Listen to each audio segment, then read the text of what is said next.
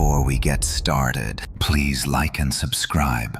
Let me know where you're watching from, and you can support the channel by clicking thanks or joining. I used to love New Year's Eve, not in the loud party sense, but in the quiet belief that something could reset itself at midnight, that the weight of mistakes, regrets, and unresolved memories might loosen, if only for a moment. That night, December 31st, I stood outside my apartment building on Westbridge Avenue, surrounded by neighbors whose names I barely knew, waiting for the clock to change. Snow clung to the sidewalks in thin, dirty layers, reflecting the glow of streetlights. Someone had dragged a speaker outside, playing an old countdown track that echoed between brick buildings. Laughter drifted through the cold air. Phones were raised, recording the moment. Champagne bottles were already sweating despite the freezing temperature. I checked my phone. 11:59. The last minute always felt longer than the rest of the year combined. A woman next to me, Sarah from the third floor, smiled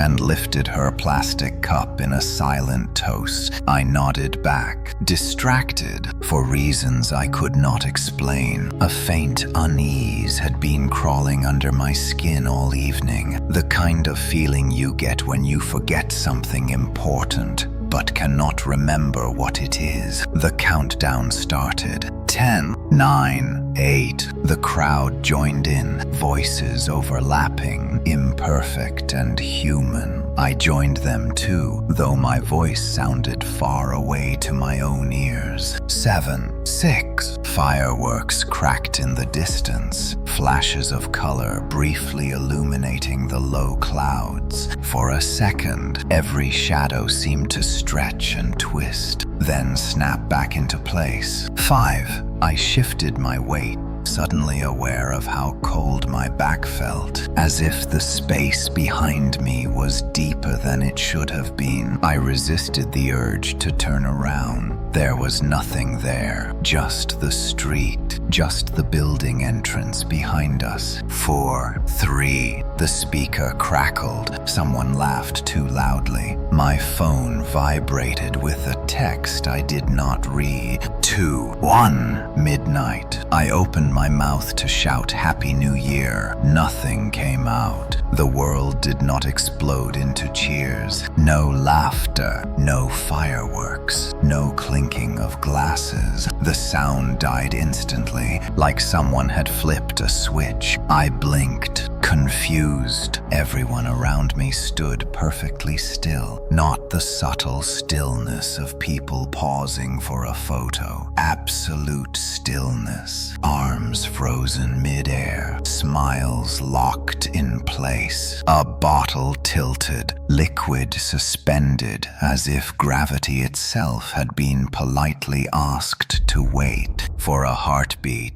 I thought this was some elaborate prank, a flash mob gone wrong. Then I took a breath and heard it clearly. My own breathing, too loud, too real. I waved my hand in front of my face. It moved, slowly, deliberately. No one else reacted. Hello, I said. My voice echoed down the street and died without response. Panic surged, sharp and immediate. I stepped back, nearly colliding with the person behind me, except I did not touch anyone. There was space there, empty space. That was when I felt it. A presence, not a sound, not a movement, just the undeniable certainty that something stood directly behind me, close enough that I should have felt its breath. I did not turn. I stared at the frozen faces in front of me, my heart pounding so hard I was sure it would wake them. Their eyes were open. They were not asleep.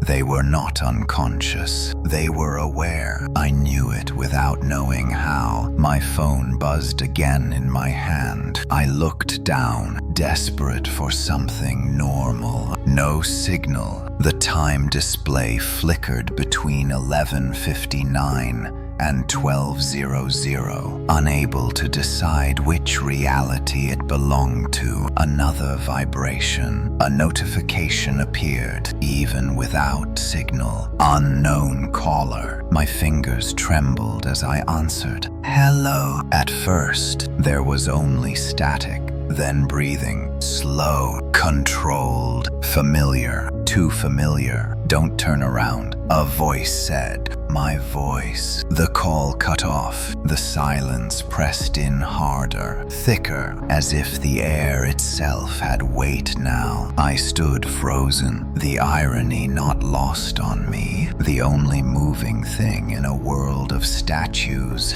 Behind me, the presence leaned closer, and somewhere deep inside my mind, a thought formed. Cold and absolute. Midnight had not reset anything. It had opened something. It took several seconds for me to understand that the silence was real. Sound does not usually vanish without warning. It fades. It echoes. It leaves behind a ringing absence that your ears struggle to fill. This silence did none of that. It arrived whole, heavy, and complete, pressing down on my chest like a physical weight. I stood in the middle of Westbridge Avenue, my breath fogging the air, surrounded by people who no longer moved. The speaker that had been blasting the countdown stood silent.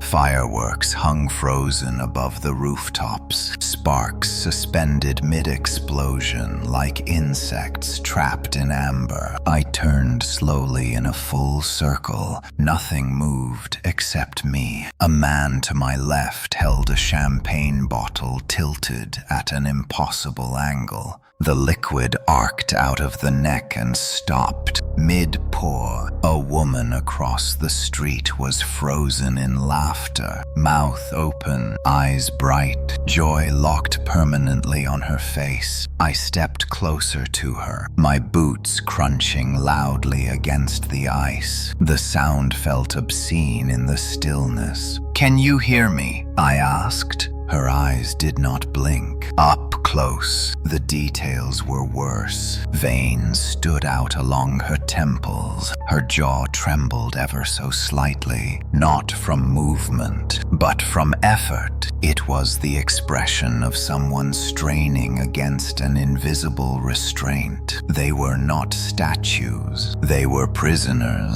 A surge of panic rushed through me. I backed away, my heart pounding so hard it made me dizzy. I raised my hands, waving them wildly, shouting names I barely remembered. No response. I was alone, except I wasn't. The sensation returned with sudden intensity, the certainty that something stood directly behind me, not just close, but aware, observing. My spine prickled, the fine hairs on my neck lifted. I resisted every instinct screaming at me to turn around. I remembered the voice on the phone. Don't turn around. I swallowed and forced myself to look straight ahead, across the intersection. The digital clock on the bank glowed red. 12:00 a.m. It flickered once, then held steady. The numbers should have changed. Time should have moved on, but midnight refused to let go. I took a careful step forward. The world did not resist me. Gravity worked. My body responded. Only the people remained locked in place. Behind me, the pressure followed. I could feel it matching my pace, staying just out of reach, like a shadow that refused to detach. I turned my head just enough to glimpse the ground behind me. Two shadows stretched across the ice. Only one belonged to me. The other was wrong. It was taller, thinner, its limbs bent at odd angles, joints placed where no joints should be, its head elongated upward, tapering slightly, as if pulled by invisible strings. My stomach twisted. I stopped moving. The shadows stopped. Slowly, deliberately, I raised my right hand. My shadow copied the motion. The other did not. Instead, it leaned closer. A whisper brushed the back of my neck. Not words, but the suggestion of speech, like breath-shaping syllables it could not quite remember. The smell hit me next. Old paper, dust, dry rot, the scent of basements that have been sealed for decades. I spun around. There was nothing there. No figure, no movement, just empty space and the frozen crowd beyond it. The shadows snapped back into alignment, behaving themselves like nothing had happened. My knees nearly gave out. I laughed once, sharp and hysterical, the sound echoing too loudly down the street. "Get it together," I muttered. That was when I noticed the expressions. From this angle, I could see their eyes clearly. Every single one of them was wide open, pupils blown wide, whites streaked with red. Fear, pure, sustained terror. They knew whatever held them was not mercy, it was containment. A thought brushed against my mind, cold and invasive. "You are not supposed to be moving." The words were not spoken. They arrived fully formed, pressed into my thoughts like a fingerprint. My head throbbed. I clutched my temples, staggering backward. "No," I whispered. "This isn't real." Something shifted behind me. This time, it made a sound, not footsteps, more like fabric tearing underwater. I turned slowly, every muscle screaming. The space behind me darkened, not shadow, absence. The darkness folded inward, thickening as if the night itself was gathering mass. Edges formed, limbs suggested themselves, long arms bending the wrong way. A torso that looked collapsed inward, ribs pressing from the inside. It rose to its full height, towering over me. Streetlight glimmered across its surface, revealing texture like cracked clay. Beneath the fissures, something moved,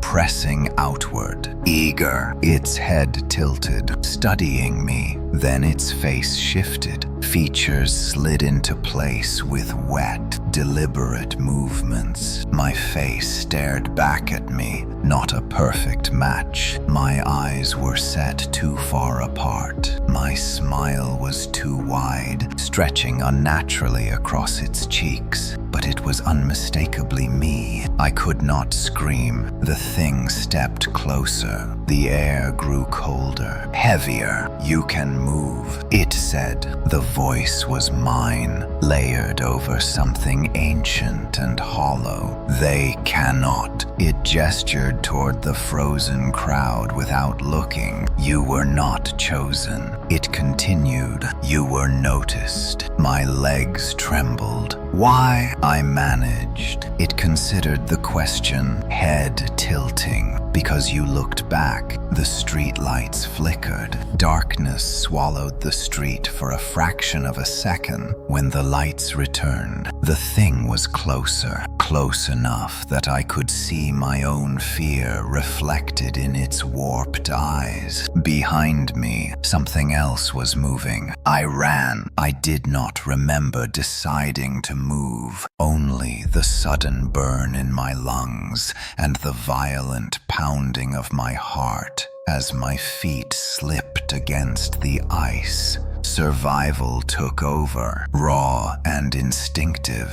Whatever that thing was, whatever wore my face and spoke with my voice, it did not matter. Distance was the only answer my body could think of. Westbridge Avenue stretched ahead of me, frozen in a nightmare version of celebration. Fireworks hung motionless in the sky. Confetti floated like static snow. A child stood mid-jump, scarf lifted by a wind that no longer existed. Behind me, something moved, not fast, patient. The sound followed me now, soft but constant, that same tearing pressure, like fabric being pulled apart underwater. I did not dare look back. I turned the corner onto Brookline Street and nearly collided with a frozen police cruiser parked at the curb. Its lights were locked mid-flash, red and blue bleeding into the icy pavement. The sight should have been comforting. It was not. I slammed my hand against the hood. "Help me," I shouted. My voice echoed down the empty street, thin and desperate.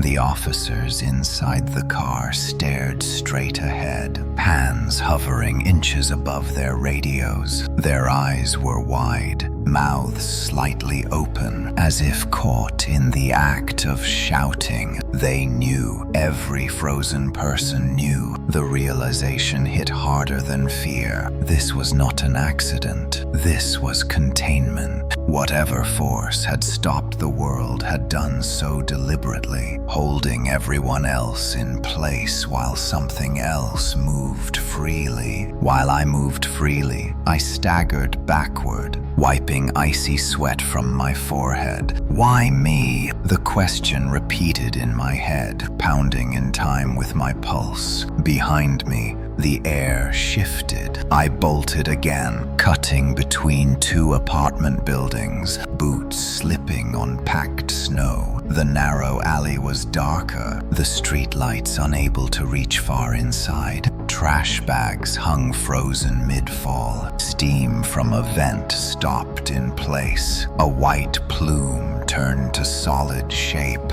Halfway through the alley, the pressure intensified. It was closer. I could feel it like a hand hovering inches from my spine. "Stop running," the voice said calmly. My voice. I screamed and ran harder. The alley opened into a small courtyard where a group of residents had gathered around a fire pit. The flames were frozen mid-flicker, casting sharp, unmoving shadows across the ground. A woman held out a sparkler, light trapped at its tip. I tripped and fell hard. The breath knocked from my chest. For a moment, I lay there, staring up at the sky, lungs burning. Midnight clouds hung perfectly still. No wind, no sound. Footsteps approached, slow, deliberate. I pushed myself up, scrambling backward on my hands. It stepped into the courtyard light, up close. The wrongness was impossible to ignore. Its proportions shifted subtly as it moved, never quite settling. Its limbs bent just a little too far. Its head tilted with predatory curiosity. It wore my face perfectly now. Every line, every scar, even the tired crease between my brows. "You're making this difficult," it said. The voice was flawless, mine without distortion. "What do you want from me?" I demanded, my voice breaking. It smiled, not kindly. "To take your place." The words landed with chilling simplicity. "It's time," it continued, pacing slowly around me. "Every cycle needs a witness, someone who notices the moment when everything stops." I backed into the frozen crowd, their unmoving bodies solid behind me. "What happens to them?" I asked. "They wait," it replied, just like they always do. "And me." It stopped inches from my face. "You stop running, Pain exploded in my head. Images flooded my mind without warning. Other streets, other nights, other faces staring into the same impossible stillness. Different years, different cities. All of them had looked back. All of them had been replaced. I screamed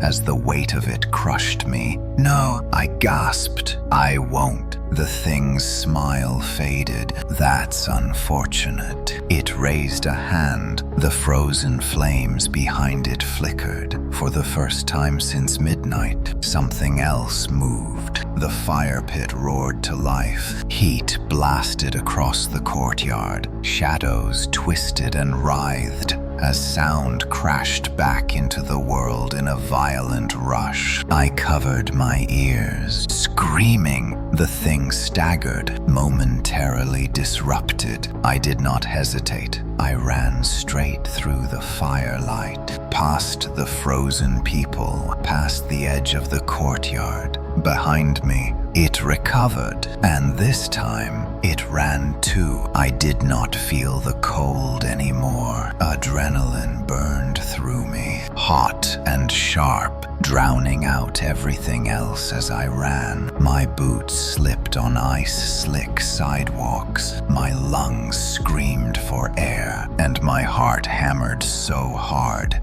it felt like it might tear free from my chest. Behind me, it chased, no longer patient, no longer curious, hungry. The frozen city blurred around me. Cars were locked mid-turn at intersections. A cyclist leaned forward, forever inches from falling. A dog stood mid-leap, teeth bared, frozen in a bark that would never finish. I darted between them like obstacles in a nightmare maze. Its footsteps were clearer now, not quite footsteps, more like pressure bursts against the ground, each impact accompanied by that same tearing sound, reality stretching and snapping back into place. I cut through a parking lot and nearly collided with a wall of glass. The grocery store, its automatic doors were frozen halfway open, sensors blind without motion. Inside, fluorescent lights hummed silently, bathing rows of shelves in harsh white light. I threw myself inside and kept running. The aisles became a narrow canyon of stillness. Shoppers stood mid-reach, hands inches from products. A shopping cart hung tilted, one wheel lifted off the ground. I ducked behind a shelf and pressed my back against it, chest heaving. For a moment, there was nothing, no sound, no pressure. Hope flickered, then the lights dimmed. One by one, the overhead fixtures flickered off, plunging the store into sections of darkness. The hum returned, low and wrong, vibrating through the floor. I knew it was inside. Stop hiding, it called softly. My voice, it echoed down the aisles, bouncing unnaturally. I moved again, sprinting toward the back of the store. The emergency exit sign glowed red above a steel door. I slammed into it. Locked. Of course it was. The pressure hit me from behind, throwing me forward. I crashed into a shelf, boxes raining down in frozen arcs around me. Pain exploded across my shoulder. I rolled, scrambling to my feet. It stood at the end of the aisle, under the flickering lights. Its body was harder to look at. Its human shape wavered, struggling to stay aligned. Pieces of it lagged half a second behind the rest, like a bad video feed. "You don't understand," it said calmly. "Running only makes the exchange more painful." "What exchange?" I shouted. It stepped closer. Continuity. Images flashed in my mind again. Faces, years, streets, every witness replaced, every cycle preserved. "You freeze."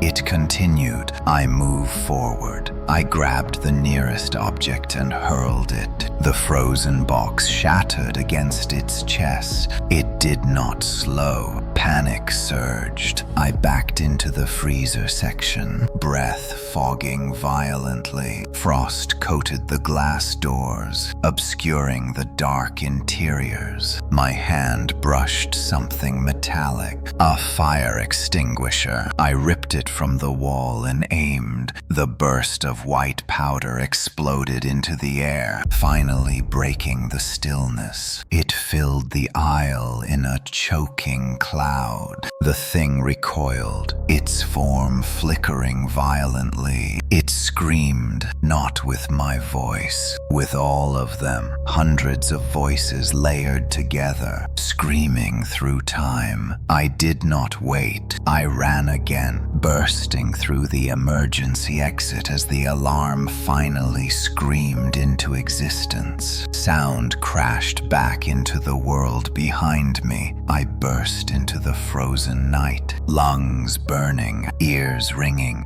Behind me, the alarm cut off. So did the sound. The world fell silent again. It was learning. I stumbled into an alley, slipping on ice, barely catching myself against a brick wall. The pressure returned, heavier than ever. It was right behind me. You cannot stop it, it whispered. I spun, extinguisher raised. Its face was inches from mine, and for the first time, I saw fear in its eyes, because something else was moving. Across the alley, a frozen man's finger twitched. The finger twitched again. It was small, barely noticeable. If I had blinked at the wrong moment, I would have missed it entirely. But I did not blink. I could not. My entire body locked in place as I stared at the frozen man across the alley. His hand hung at his side, fingers stiff with cold, except the index finger. It moved, just a fraction of an inch. The thing in front of me noticed it too. Its head snapped toward the movement, eyes narrowing. The fear I had seen a moment ago sharpened into something else. Urgency. No, it said quietly. The word was not meant for me. The pressure around my chest lifted slightly, like a grip loosening. I did not waste the moment. I swung the fire extinguisher as hard as I could. It connected with a wet, hollow impact. The thing reeled backward, its form warping violently, face slipping out of alignment like a mask pulled sideways. I ran. This time, I ran toward the frozen man. His eyes were wide, glassy, fixed on nothing. I grabbed his shoulders and shook him.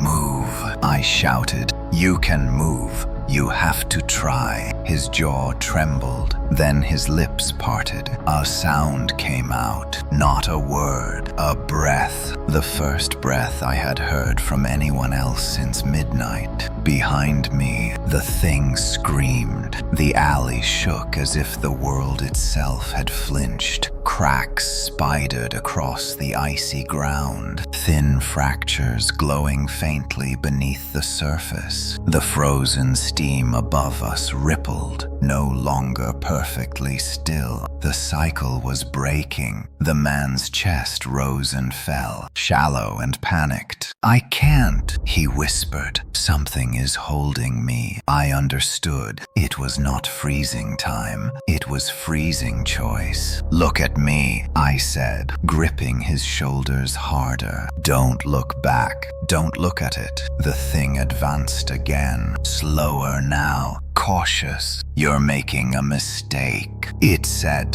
this is not your role. I backed away from the man, positioning myself between them. Maybe it's time someone changed the rules. The thing tilted its head. There are consequences. Good, I replied. I'm tired of running. The frozen man gasped suddenly, eyes flicking toward the thing. The pressure slammed back into me like a wall. No, I shouted. Too late. The man screamed. Sound ripped through the alley, violent and raw. His body convulsed as if pulled in opposite directions. The cracks in the ground spread wider, light pouring through them. The thing howled, its shape destabilizing, limbs stretching too far, snapping back. This is not how it happens. It roared. I lunged forward and grabbed the man's face, forcing his gaze back to me. Stay with me, I said. Stay here.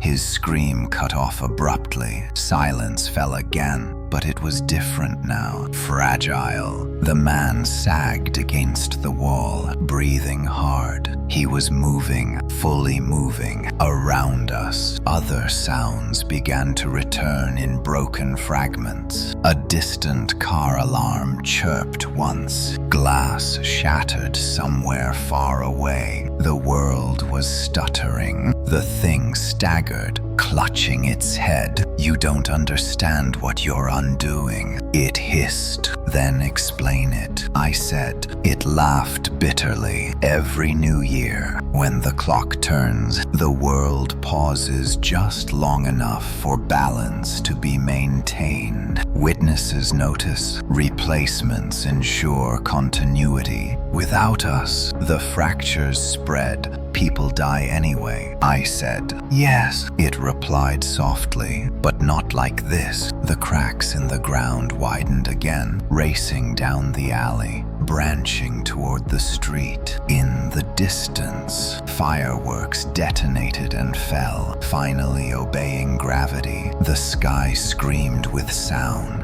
The thing looked past me, watching the city wake in pieces. If this continues, it said, nothing will freeze next time. Good, I said again. It met my gaze, something like respect flickering across its borrowed face. Then you will have to choose, it said. Choose what? Who stands at midnight? The ground lurched violently. The man beside me cried out, and the clock began to tick forward. The ticking was wrong. At first, it sounded like it was coming from everywhere at once. Not loud, not rhythmic, but uneven, as if time itself had developed a limp. Each tick arrived slightly out of sync with the last, echoing through the city in staggered waves. Tick, pause, tick.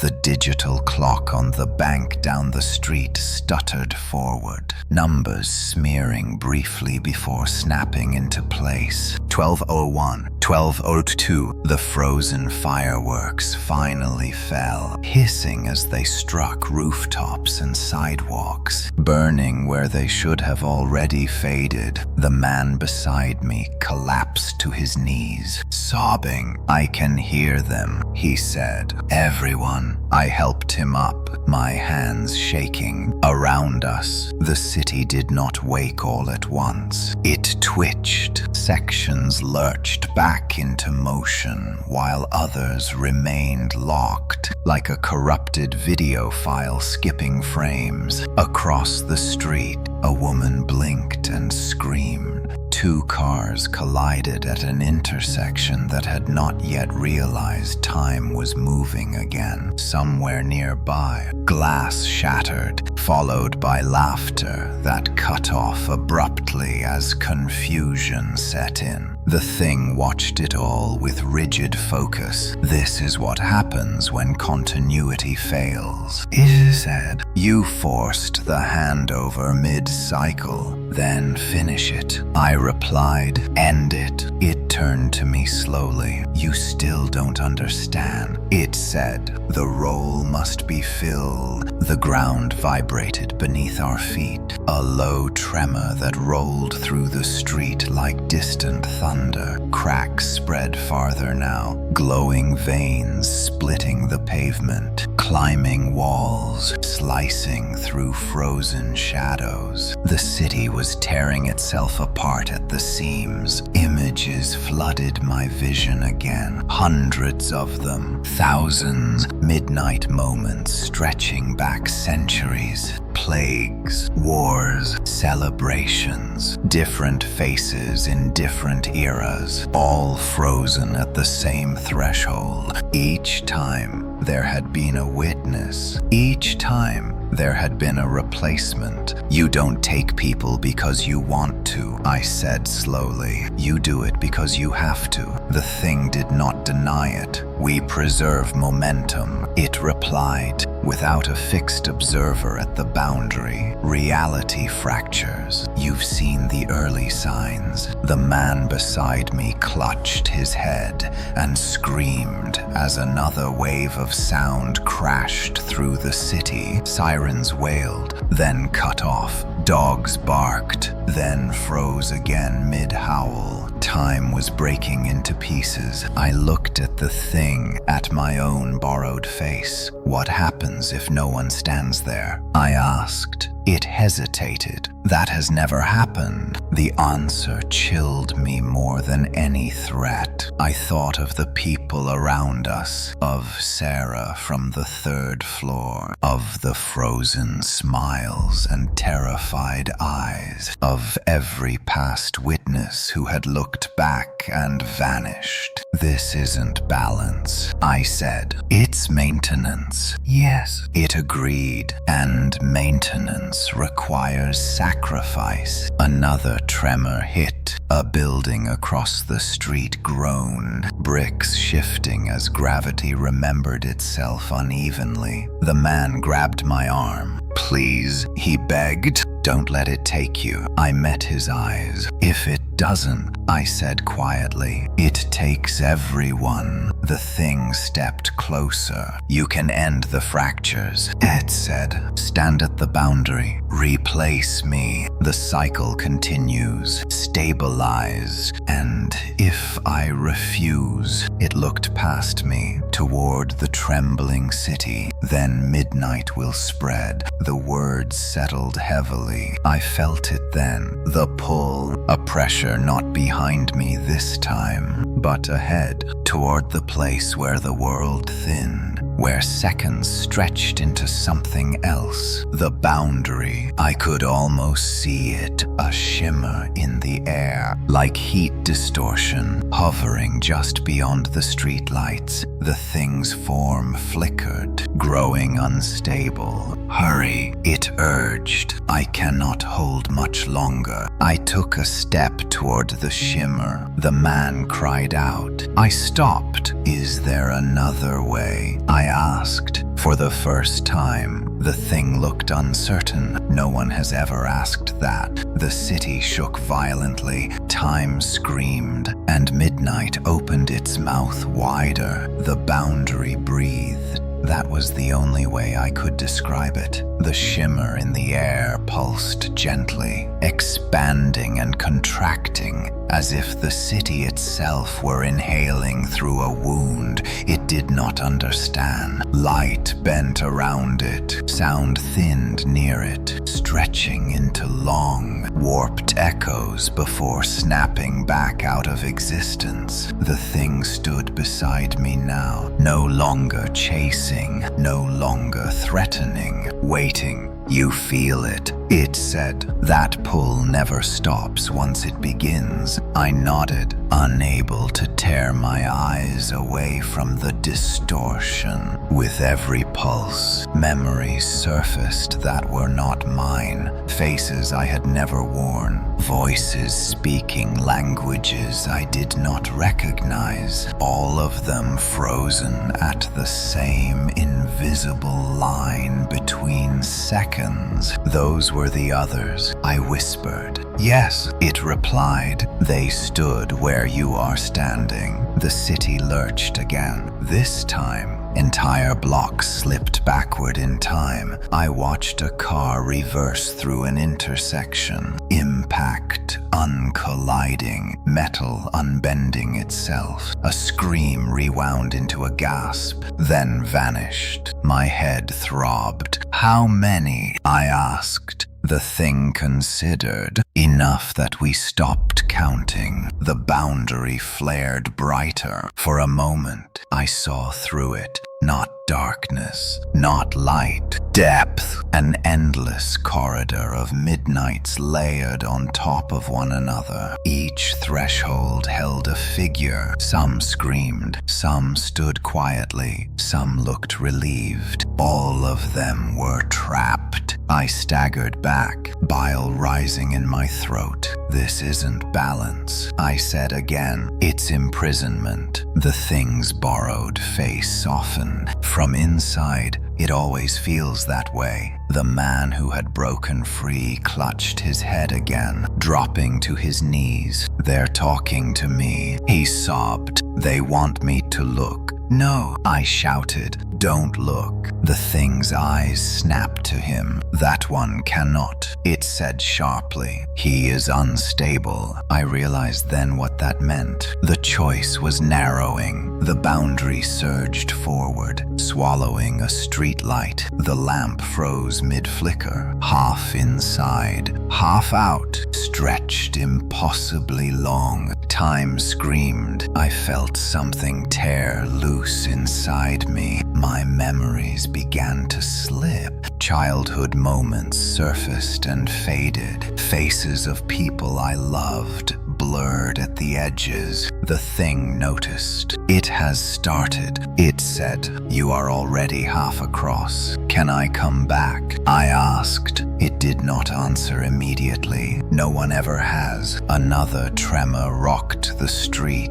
Buildings groaned. A frozen crowd a block away suddenly dropped to the ground as gravity reclaimed them all at once. Screams erupted, then cut off. The boundary fed on the chaos, pulsing brighter. I stepped closer. The air grew cold, sharp, painfully clear. What happens to you? I asked. It smiled sadly. I become unnecessary. The implication landed heavily. You're afraid, I said. Yes, it admitted, but not of ending, of imbalance. The man screamed again. I turned and ran to him, grabbing his shoulders. Listen to me, I said. If you look back, it takes you. Promise me you won't. Tears streamed down his face. I can't stop it, he cried. The pressure returned, stronger than ever, but now it pulled forward instead of back. The boundary wanted me. I looked at the city one last time,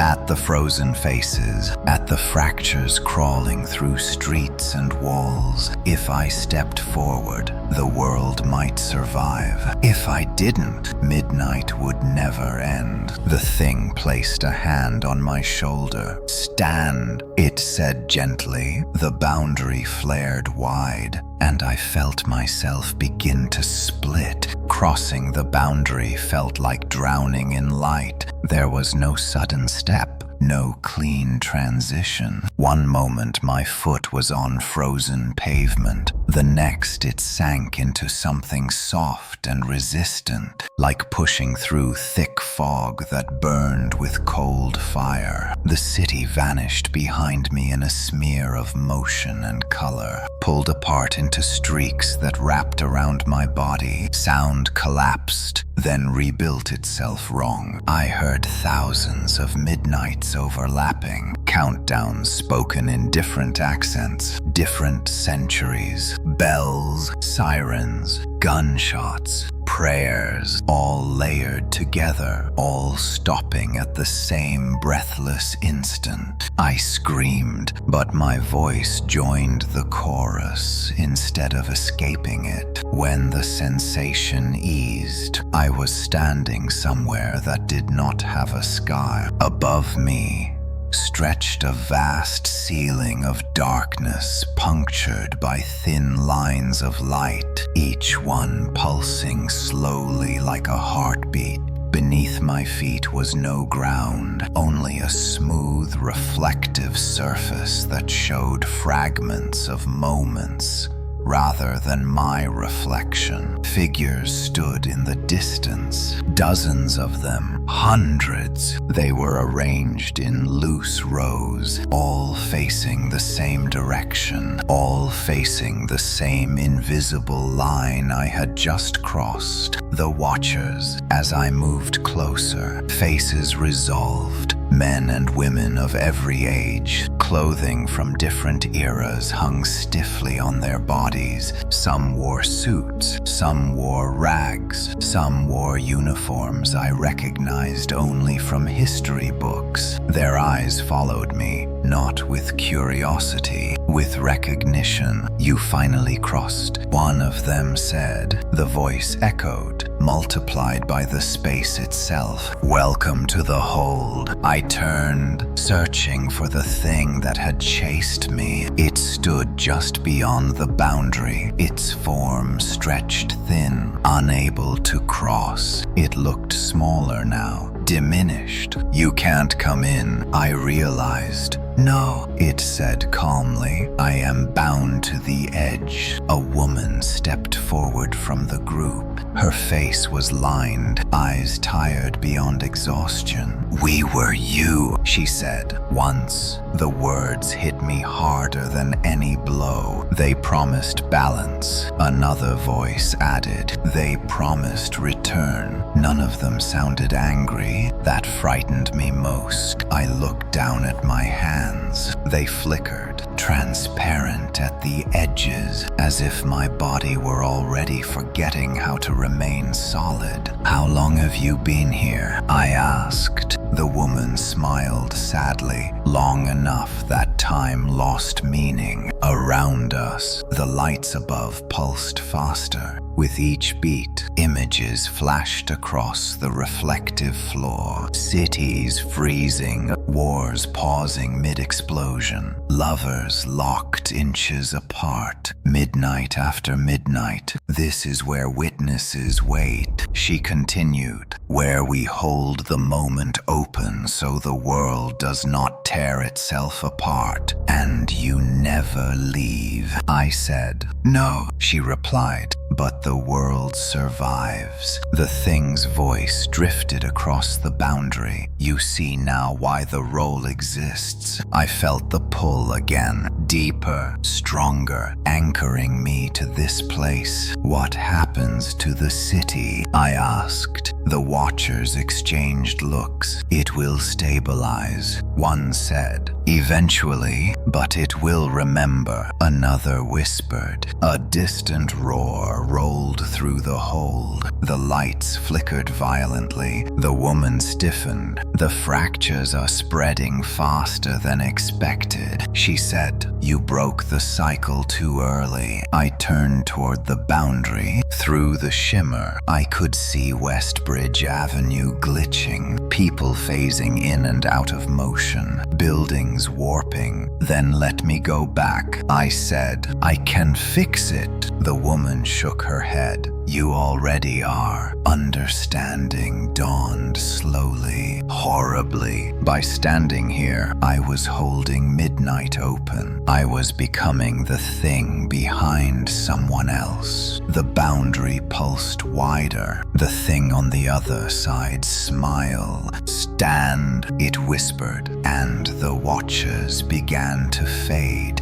Inside the hold, time did not pass. It layered, moments stacked on top of one another like sheets of glass, each transparent, each fragile. I could feel them brushing against me as I stood there, half solid, half memory, my body struggling to decide which side of midnight it belonged to. The watchers were almost gone now. Where they had stood, only faint outlines remained. Impressions burned into the reflective floor. Their voices lingered longer than their shapes, echoes repeating words I could no longer fully hear. "Stand, hold, witness." witness. The pull anchored deeper into me, threading through my chest, my spine, my thoughts. I understood now how the thing behind me had been made, not born, not chosen, assembled. Every fear I had felt since midnight became part of the structure. Every regret hardened into something weight-bearing. I felt myself stretching, elongating in ways that were not physical, but just as painful. Beyond the boundary, the city stuttered. I watched Westbridge Avenue from a distance that felt impossible. People phased in and out of motion, snapping between frozen terror and confused life. A woman ran 3 steps, froze, then screamed again as sound returned in shards. Each fracture sent a ripple through the hold. "This is the cost," a voice said beside me. I turned. One watcher remained. He was young, barely older than I was, dressed in clothes from a decade ago. His eyes were calm in a way I envied. "You didn't fade," I said. "I was the last," he replied. "The one before you." Understanding settled slowly. "You were the thing," I whispered. He nodded. For a while. "What happens to you now?" He smiled faintly. "I get to rest." The boundary pulsed brighter. I felt pressure build behind me again, but this time it was not another presence. It was expectation. "You will learn," he said.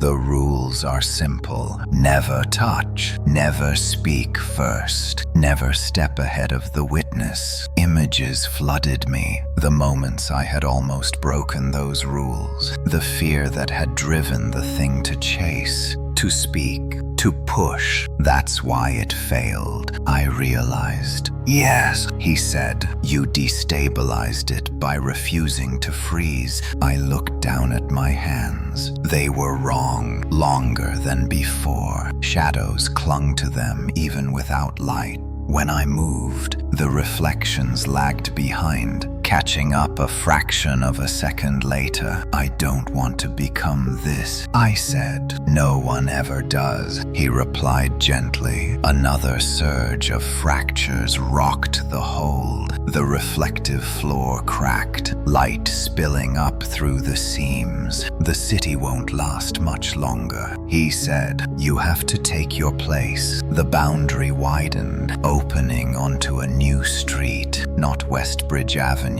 somewhere else. Another city, another year. Fireworks hung frozen above unfamiliar rooftops. A crowd stood mid-cheer, eyes wide, mouths open. I felt myself pulled backward, positioning behind one figure in particular. A man. He stood at the edge of the crowd, phone in hand, glancing over his shoulder. At me, panic surged. "Don't," I whispered. The rule burned into me instantly. "Never speak first." The young watcher stepped back, fading at the edges. "Hold midnight," he said, "or it will hold you." The boundary snapped shut. I was no longer in the hole. I was behind someone else, and the countdown reached 0. I learned to be still, not the simple stillness of a body at rest, but a deeper discipline that reached into thought itself. Every impulse to move had to be unmade before it became intention. Every memory had to be folded flat, pressed thin, so it would not ripple the air around me. This was how the others had done it. I stood behind the man as the countdown echoed in fragments through the frozen crowd. Fireworks hung above us like unfinished sentences. Breath crystallized in the cold and stopped. Delicate clouds suspended in place. The man's name was Daniel. I knew this without knowing how. Knowledge arrived differently now,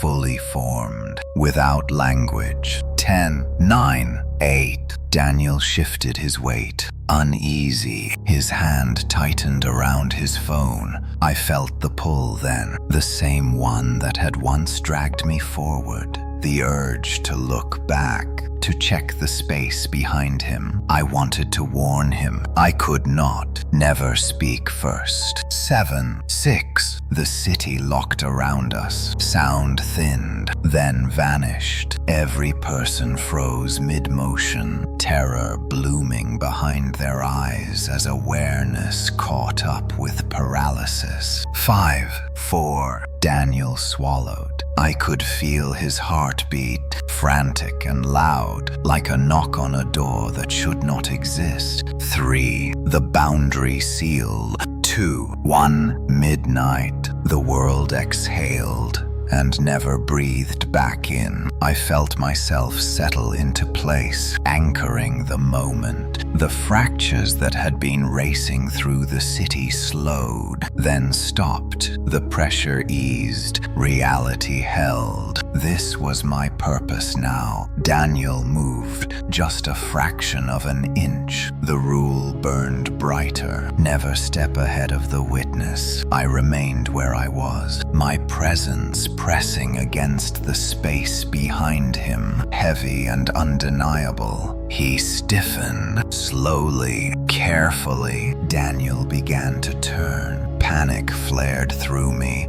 Do not look. I did not speak. His eyes met mine.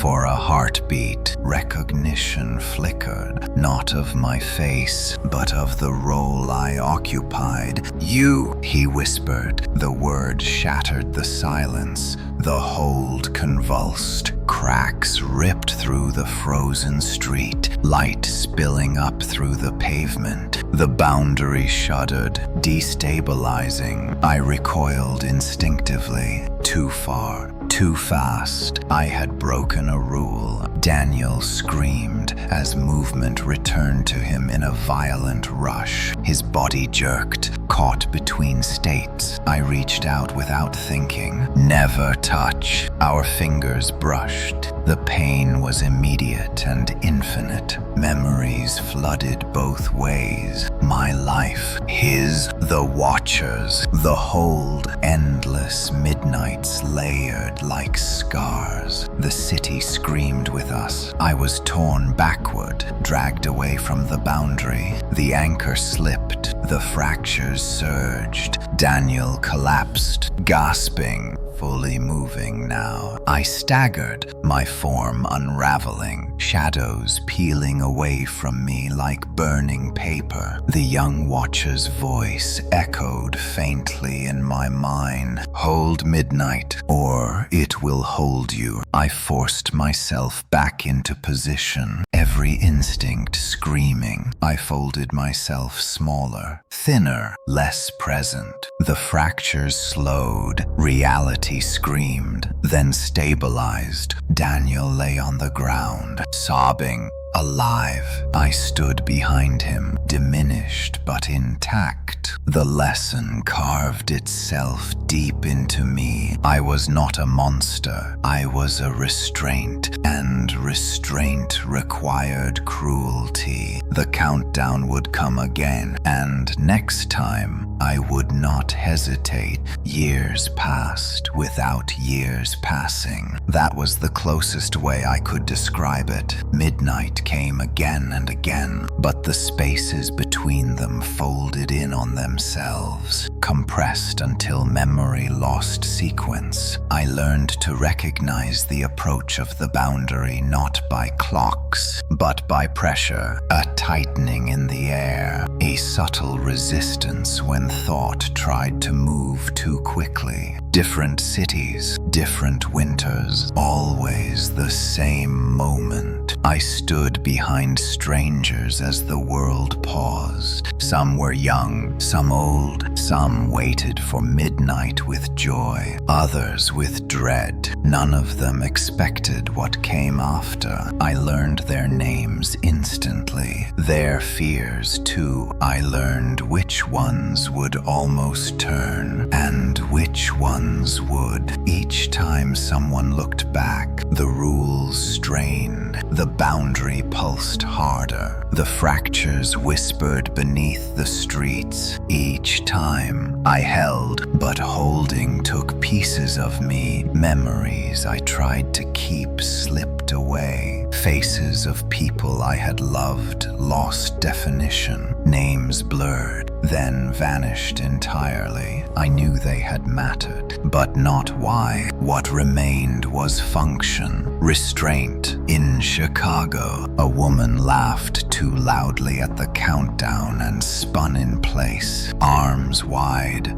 Her eyes met mine. Recognition sparked. I froze myself deeper, folding presence into pressure. She screamed. The city shuddered, but did not break. In Berlin, a man whispered a prayer and knelt just as midnight struck. His shoulders hunched, instinct screaming at him to turn. He did not. That night, I felt something like relief. In Tokyo, the fractures came early. Neon signs flickered and smeared, streets bending inward like reflections on water. 3 witnesses noticed at once. I almost failed. The thing that had once guided me was gone now, dissolved into the whole. There was no voice to correct me, only consequences. I learned to divide myself, thinning presence across space, holding multiple edges of midnight at once. It hurt in ways pain had no language for, but the world endured. Over time, I began to sense something new. Resistance. Tiny, persistent disruptions in the boundary, micro-fractures that did not heal completely. They clustered around certain people, people who noticed too much, people who questioned. I watched one of them for longer than I should have. His name was Marcus. New York City, Times Square, screens frozen mid-advertisement, confetti hanging like static. Marcus frowned as the silence fell. He did not panic. He listened. That was dangerous. I pressed closer, reinforcing the space behind him. He spoke softly. "This isn't right." The boundary trembled. I should have pulled back, should have tightened. Instead, I hesitated. Curiosity, the first human impulse I had felt in ages. Marcus did not turn. He smiled. "I know you're there," he said calmly. The fractures surged. The rule burned. Never speak first. Never respond. But the world bent around us, thinner than it had ever been. For the first time since becoming this, I wondered not how long I could hold midnight, but whether midnight still deserved to be held. Marcus learned faster than the others. I felt it the first time he stood still at midnight and did not panic. The silence pressed in, heavy and absolute, yet his breathing remained slow, controlled. His thoughts did not scatter. They aligned. That alignment hurt. The boundary reacted to him like a nerve touched too sharply. Pressure rippled outward, forcing me to reinforce my position behind him. The space between us thickened, dense with restraint. Marcus smiled faintly. "I thought so," he said. "You're not a hallucination." The rule screamed. Never speak first. Never confirm. Never engage. I folded myself thinner, reducing presence to wait alone. Shadows gathered at his heels, lengthening unnaturally. Marcus did not turn. "Every year," he continued calmly, "people talk about New Year's resolutions, fresh starts, but the clock doesn't reset anything, does it?" The city around us trembled. Times Square strained against the pause, lights buzzing silently, confetti frozen, inches from the the ground. You hold it, Marcus said. Midnight. I felt something crack inside me. He had named it. I had learned long ago that names carried force. The Watchers avoided them for that reason. The boundary pulsed harder. Images flickered across the edges of my awareness. Other witnesses, other cities, other cycles fraying at their seams. Marcus inhaled slowly. "You're tired," he said. The fractures whispered. I had no mouth, but if I had, I would have said yes. "I've been watching the patterns," he continued.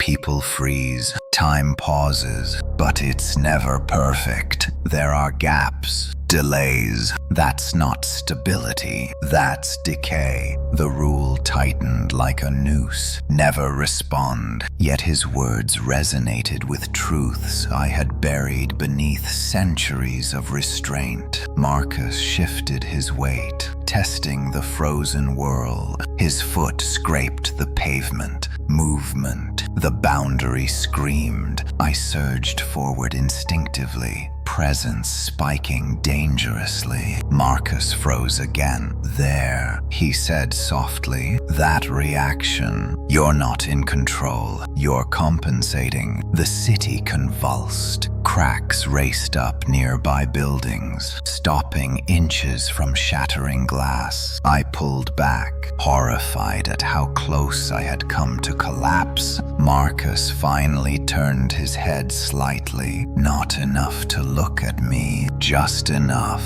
You don't have to do this alone," he said. The forbidden spark ignited. For the first time since becoming this, I spoke, not aloud, into the space between us. "If I let go, the world breaks." Marcus nodded, as if he had heard every word. "Maybe," he replied, "or maybe it heals." The hold recoiled. Time bucked violently. Sound surged in broken fragments. A cheer half erupted, then cut off. Sirens wailed for a heartbeat, then died. The boundary destabilized. I felt the Watchers stir in the distance, their impressions flaring faintly. Marcus smiled wider now. "See," he said, "it's listening." Fear, unlike anything I had known, gripped me. Not fear of failure, fear of possibility. For the first time in centuries, midnight was not certain, and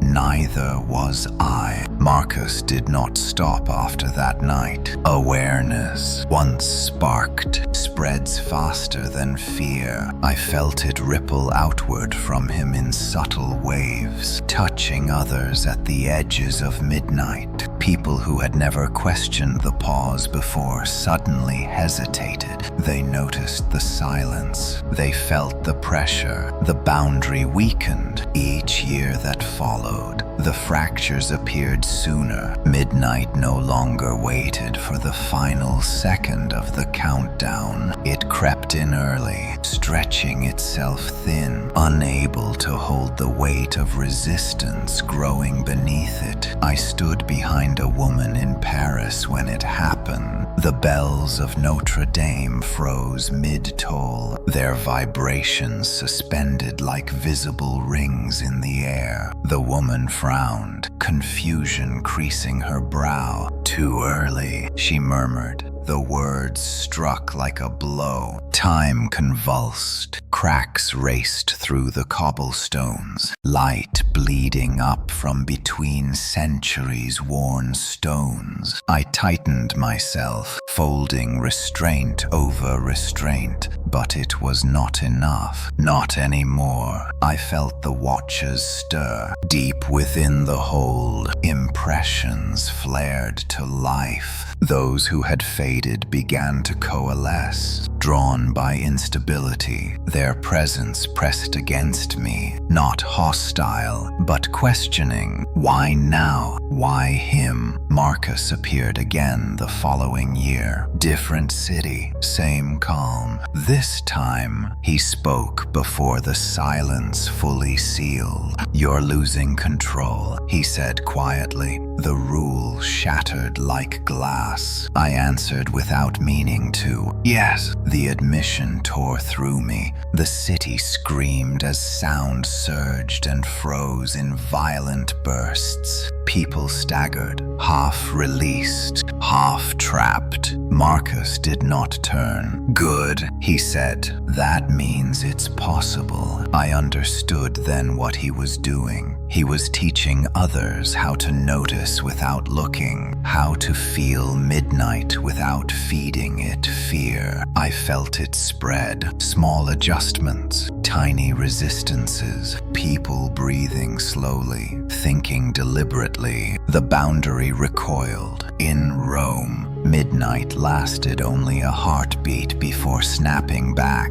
In Sydney, it never fully formed, collapsing into a shudder of silence and light. The world was learning. The cost was immediate. I began to unravel. Holding midnight required dominance. Resistance eroded that authority. My form flickered constantly now, edges tearing away, presence leaking into nothing. The watchers gathered closer, their voices overlapping in a low chorus. This was never meant to change. I was dragged into the hold against my will. The corridor of midnights roared, no longer orderly. Thresholds cracked, collapsing into one another. Marcus stood there, waiting. You brought them all here, I said. He shook his head. They came because you did. I looked at the watchers, at myself, reflected in countless broken moments. What happens if midnight ends? I asked. Marcus met my gaze for the first time. Then time becomes honest again. The hold shuddered violently. The boundary began to tear. The world stopped agreeing on what time it was. That was the first sign people noticed. Not the fractures, not the frozen crowds, but the clocks. Phones disagreed with wristwatches. Digital displays skipped numbers or counted backward.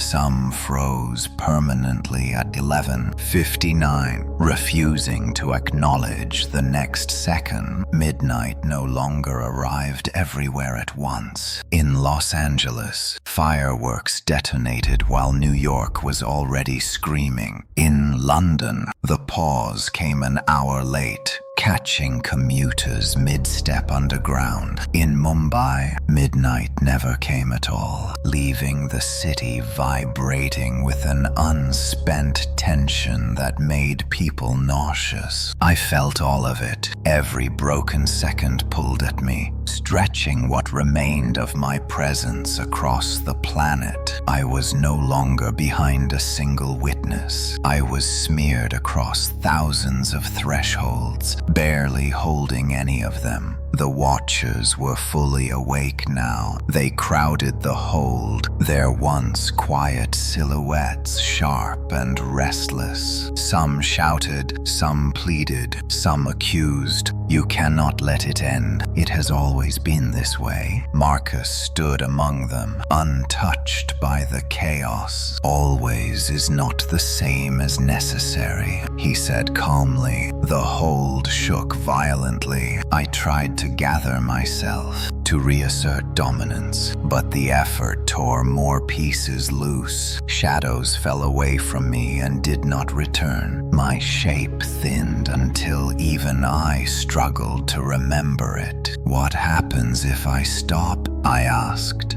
The question echoed through the collapsing corridor of midnights. Silence followed. Then a watcher spoke. Time becomes uneven, she said. History loses its anchor. Events no longer line up. Marcus nodded. Which is already happening, he said. Because this system is failing. The boundary split again. I watched cities overlap impossibly. Snow fell upward in one place, while rain froze mid-drop in another. Children aged years in seconds. Others repeated the same moment endlessly. trapped in small personal loops. This was not apocalypse. It was erosion. Slow, quiet, irreversible. I felt memories slipping faster now. Not just names or faces, but concepts. Love, choice, regret. Holding midnight required forgetting everything else. Marcus approached me. "You were human once," he said softly. "That matters. I don't remember it." I admitted, "That doesn't mean it's gone." The watchers surged forward, voices overlapping in panic. "If you release it, we disappear. We become nothing." I realized then what frightened them.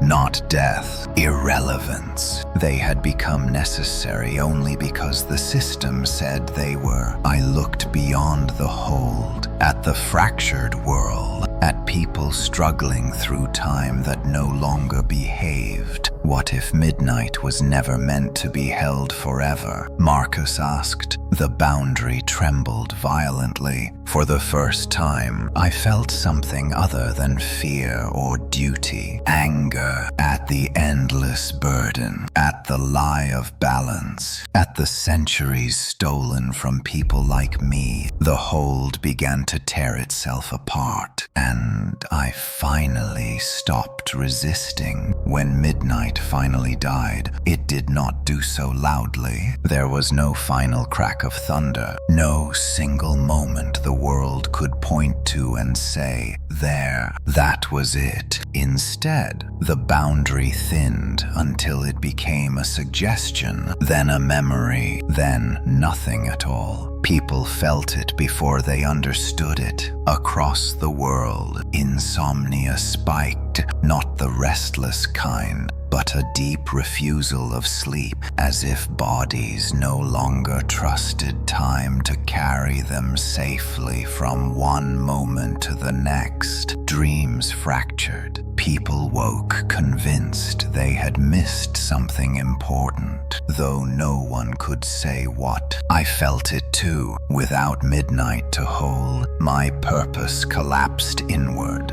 The pressure that had defined me for centuries released all at once, leaving behind a hollow ache where identity had been. I was still here, but I was no longer behind anyone. The first city I watched without anchoring was New York. Times Square moved normally, almost aggressively so. Screens blazed, music pounded. People shouted over one another, desperate to drown out the unease crawling under their skin. Yet something was wrong. No one agreed on what time it was. Even within the same block, a man checked his phone and laughed nervously, showing his friend a time that made no sense. A woman missed a train that had already arrived and left twice. Moments overlapped. People began to experience their own personal midnights. A man froze mid-sentence for 5 full seconds while the world flowed around him. When he returned, he collapsed, sobbing, convinced he had died. A child aged an entire year in an afternoon, then never aged again. This was not balance. It was drift. Marcus stood beside me, though he could not see me fully anymore. I was an outline at best, a distortion in the air.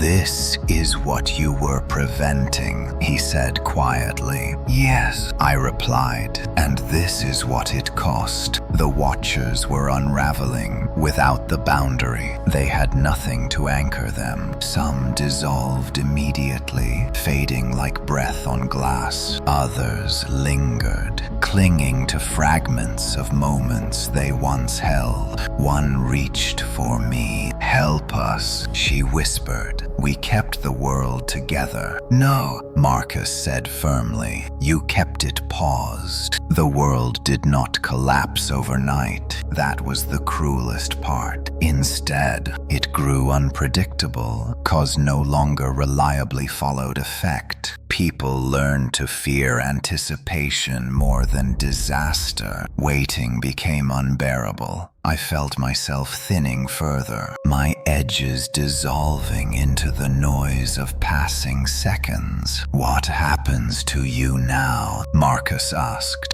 I searched myself for an answer. "I become history," I said finally. The words felt right. Around us, the city continued, unaware of how close it had come to never moving again. Somewhere, a clock struck midnight. Nothing happened. People laughed, then fell silent, waiting for something that did not come. And slowly, terrifyingly, they realized it never would. Without midnight, people tried to invent replacements. That was the first adaptation. Humans have always feared gaps more than monsters, and the absence of a shared pause left a wound that begged to be filled. Across the world, rituals began to form spontaneously, disconnected yet eerily similar. Cities chose their own hours to stop. At exactly 2:17 a.m. in parts of Nevada, entire towns would fall silent. Not frozen, but obediently still. Cars pulled to the side of the road, lights dimmed. People stood with eyes closed, breathing in unison, waiting for something they could not name. In Helsinki, office buildings emptied at random intervals. Workers gathered in stairwells, refusing to move for 60 seconds at a time, convinced the stillness kept time from slipping further. It did not. I watched all of it from everywhere and nowhere. My presence had thinned so much that I no longer cast pressure. I drifted instead, a residue carried on seconds as they passed. The world was trying to grieve a function it never understood. Marcus documented the changes. He spoke to doctors, physicists, sociologists. None of them agreed on what was happening, only that something fundamental had been removed. Time moved forward. Yeah, but without rhythm, without punctuation. Heart attacks spiked at moments with no apparent cause. People collapsed mid-sentence, not frozen, but emptied, as if their internal clocks had skipped a beat and never recovered. Children adapted fastest. They stopped asking what time it was. Instead, they described how moments felt. Heavy, thin, loud, slippery. Adults found this terrifying. Entire industries emerged to impose order. Personal timekeepers, customized schedules tuned to biometric feedback, devices that vibrated softly to remind people they were still moving forward. I drifted through a hospital in Chicago where an old man clutched a metronome to his chest, eyes wide. "If it stops," he whispered. I stop. The metronome clicked steadily. Tick, tick, tick. I wondered how long before it lied. The watches were almost gone now. Those who had clung to fragments faded into memory, absorbed by passing moments. A few resisted, becoming localized anomalies. Rooms where seconds stretched unnaturally long. Corners of streets where people felt watched, though nothing stood behind them. Ghosts of function. Marcus called them time scars. He was wrong about one thing. I was not history. I was consequence. In a small town in Oregon, a woman named Elaine chose to recreate midnight exactly. Every night at the same hour, she stopped her family where they stood. Phones off, lights out, no movement for 30 seconds. At first, it comforted them. Then her son began to disappear during the pause. Not vanish, blur. He would return a second older, eyes unfocused, memories misaligned. Elaine stopped the ritual too late. The boy aged 5 years in a week. I felt it happen, a sharp tear that echoed through me. For the first time since releasing the boundary, I wished to intervene. I could not.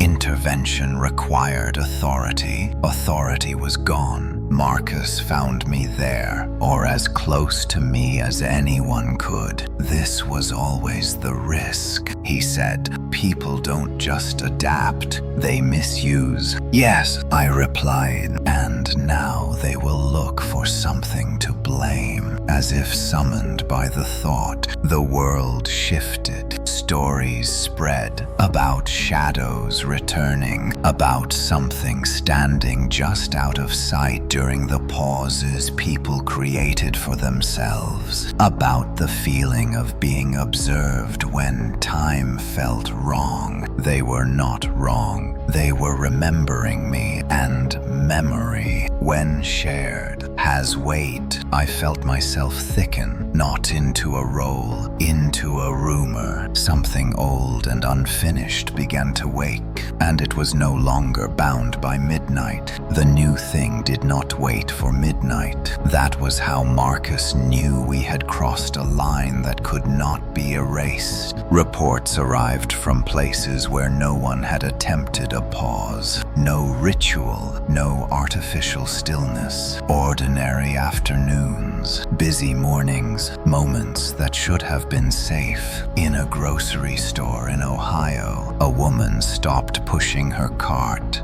and stared at nothing for 12 seconds. Security footage showed a shadow stretching behind her, thin and unfamiliar, though no one stood there. When she moved again, she screamed and refused to explain why. She only said one thing. It was right behind me. The phrase spread faster than any explanation. People recognized it instinctively, not as a rumor, but as a memory they did not remember living. A shape pressed into the collective mind, waiting for language. I felt it immediately. The residue that had once been me thickened again, pulled together by recognition. Where belief gathered, so did form. But this was not my old shape. Not restraint, not duty. This thing was curiosity without rules. It followed awareness, not time. Wherever someone noticed the wrongness of a moment too clearly, it appeared, not freezing the world, not holding anything still, only standing close enough to be felt. Too close. Marcus tried to warn people.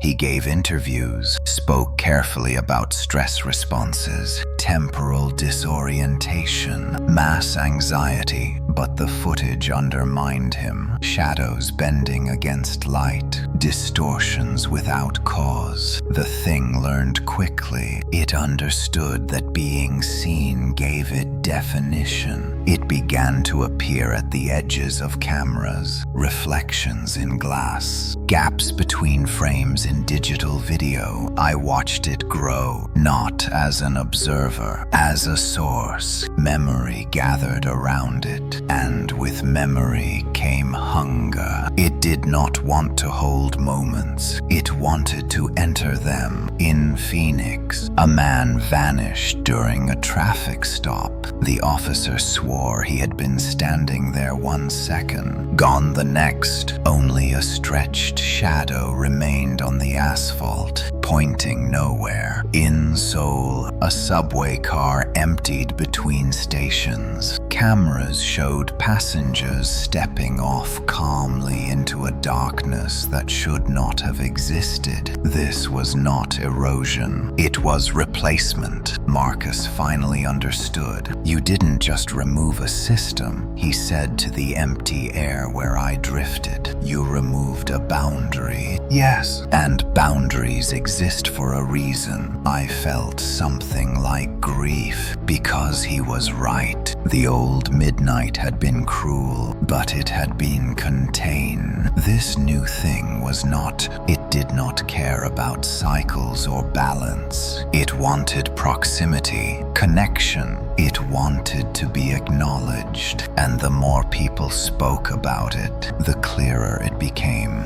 Children began to draw it without being prompted. Tall, narrow, always positioned just behind the person in the picture, never touching. Yet, I tried to thin myself again, to disperse the memory. But it resisted. This was no longer only me. Humanity had given it weight. Marcus looked exhausted. "We have to stop people from noticing," he said. I almost laughed. That had always been impossible. The thing stepped closer to the world, and for the first time, it stepped forward. The first touch happened in silence. There was no scream caught on camera, no viral clip to warn the rest of the world. Only a missing person report filed 3 days late by a woman who could not explain why her husband felt wrong before he vanished. She said he had flinched while standing in their kitchen, as if someone had brushed past him in a space that should have been empty. Then he was gone. The new thing had crossed the final threshold. It no longer waited behind. It reached. Marcus and I tracked the incidents as best we could. Hospitals, transit systems, workplaces, places where attention narrowed, where people paused just long enough to notice the wrongness of a moment. That was all it needed. In a warehouse in Texas, security footage showed a man frozen mid-step, not stopped by time, by contact. His shadow peeled away from his feet, lifting like wet cloth, wrapping around his torso. The footage skipped. When it resumed, the man was no longer there. Only the shadow remained, stretched unnaturally across the concrete. This was not replacement anymore. It was harvesting. Marcus stared at the footage in silence. "It's learning faster than we ever did," he said. "Yes," I replied, because it was born without restraint. The world began to change its behavior. People stopped trusting empty space. Hallways filled with mirrors. Offices installed constant background noise to prevent moments of stillness. Children were taught never to stand alone. None of it worked. The thing did not need silence anymore. It needed certainty. The moment someone believed it was behind them, it was. Belief had become location. In Madrid, a woman ran screaming through a plaza, clutching her back. Witnesses said nothing touched her, yet her skin bruised, as if fingers had pressed into it from the inside. She died of shock before reaching the hospital. Marcus collapsed into a chair, hands shaking. "This is my fault," he whispered. "No," I said, "it's ours," because the truth had finally become undeniable. Midnight had not been a curse. It had been a cage, crude, cruel, necessary. Without it, this thing roamed freely, unchallenged by cycles or limits. Marcus looked up at me. "Can we bring it back?" The question hurt more than any loss of form I had suffered. "Yes," I said, but not the way it was. I could feel the old boundary stirring faintly, like scar tissue aching before a storm. It responded to intention, not clocks, to shared agreement. "We would have to convince the world," Marcus said slowly. "To stop," I finished. Together, outside, the city moved on, unaware that empty space had learned how to touch, and that the only thing it feared was being contained again. The world tried to stop together. That was the plan Marcus helped broadcast in fragments. Whispers threaded through every channel still trusted. No dates, no clocks, only instruction. At the next natural pause, you feel stop. Not at midnight, not at any number. At instinct, cities prepared in secret. Governments denied involvement while quietly cooperating. Power grids were stabilized. Hospitals were warned. Millions of people were told to do the same impossible thing at the same unknowable moment. Feel the silence, then agree to it. I felt the intention gather like pressure before a storm. For the first time since midnight fell, the boundary responded clearly, not as a wall, but as a curve, bending toward collective consent. The thing noticed. It reacted violently. Disappearances spiked. Shadows lashed out where belief concentrated. Entire neighborhoods evacuated after people felt hands on their backs in empty rooms. It understood the threat. Containment meant exclusion. At exactly the wrong moment, the world hesitated. In Sao Paulo, people closed their eyes and stopped breathing for a single shared beat. In Toronto, traffic halted without instruction. In Nairobi, a crowd fell silent mid-chant. For one impossible second, humanity aligned. The boundary surged. I felt myself pulled back into shape. Not as I had been, but sharper, defined by agreement rather than fear. The thing screamed, not aloud. Across frequencies, cameras shattered, windows cracked. People clutched their heads as thoughts that were not theirs tore through them. Stop stopping. Move. Look back.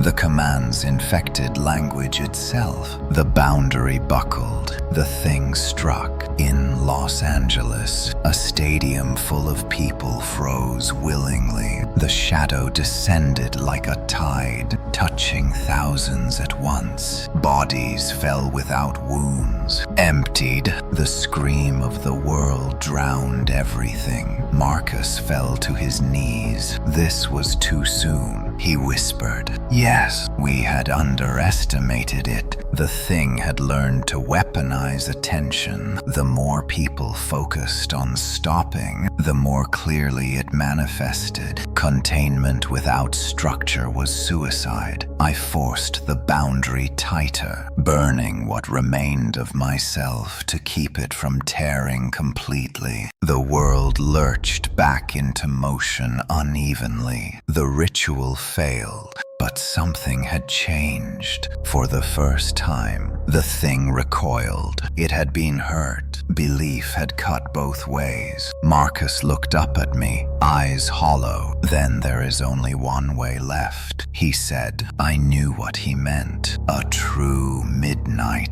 not imposed, chosen, and it would require a witness who would never leave. Me. True midnight did not announce itself. There was no countdown, no collective breath held in anticipation, no screens flashing numbers people could anchor themselves to. It arrived the way sleep does when exhaustion finally wins. Quiet, undeniable. I chose the place deliberately. Not a city, not a crowd, not anywhere belief could pool and sharpen into something dangerous. I stood alone on a stretch of land that maps had forgotten to name, far from power lines and signals, where the sky was wide enough to forgive what I was about to do. Marcus stayed behind. He wanted to come. I I did not let him. A witness must be singular. If anyone else stood with me, the boundary would fracture again, seeking consensus instead of certainty. I felt the world moving as it always had, seconds slipping past one another, imperfect but alive. The thing circled at the edges of perception, restless, wounded, desperate. It knew what I intended.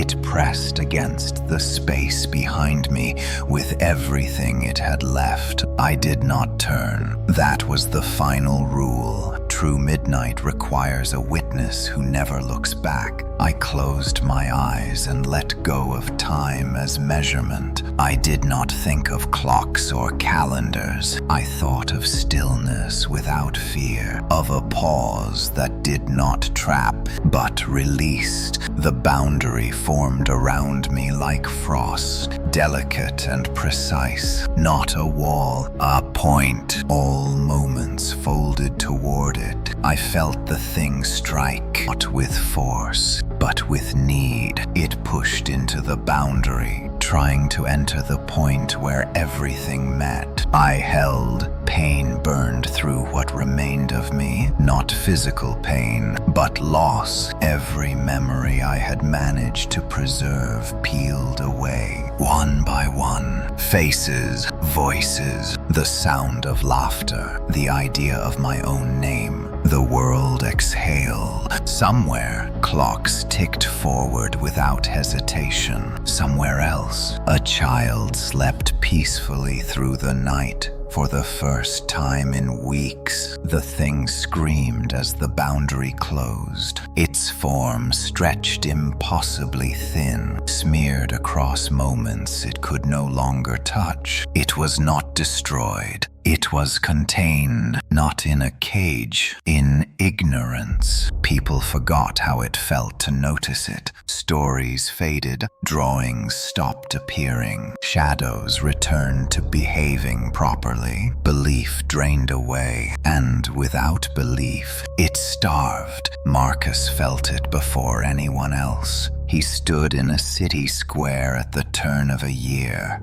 and waited for something terrible to happen. Nothing did. Fireworks bloomed and fell as they should. Cheers rose and settled. Time moved forward, unremarkable and precious. He looked up at the sky and whispered my name. I did not answer, because I was everywhere and nowhere, anchored at the point where moments met, holding true midnight open just long enough for the world to pass through it safely. Forever. If you ever feel it now, that faint hesitation before a moment continues, that softness between seconds, do not be afraid. That is not the thing behind you. That is me, still holding. The story ends here. Thank you for watching and listening to the whole story. Please subscribe to the channel and turn on the bell to listen to the next stories.